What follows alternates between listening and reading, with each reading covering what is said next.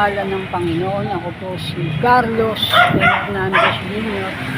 Kasalukuyan po nasusunog dito sa dako ng balot.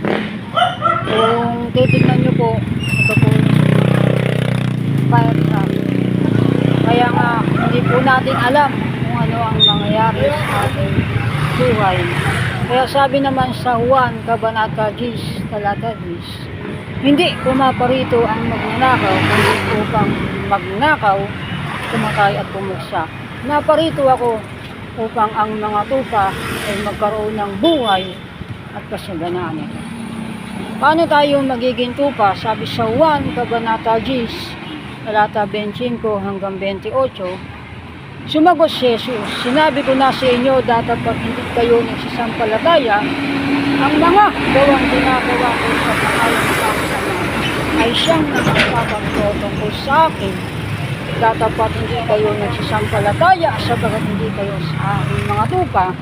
Dinirinig ng aking mga tupa ang aking tinig at sila'y aking nakikilala at sila'y nagsisisunod sa akin. At sila'y binibigyan ko ng walang hanggang buhay at kailanman hindi sila manlipon at hindi sila aagawin ng sinuman sa akin. Ang mga nakikinig at sumusunod sa Panginoon, ang mga tupa ng Panginoon.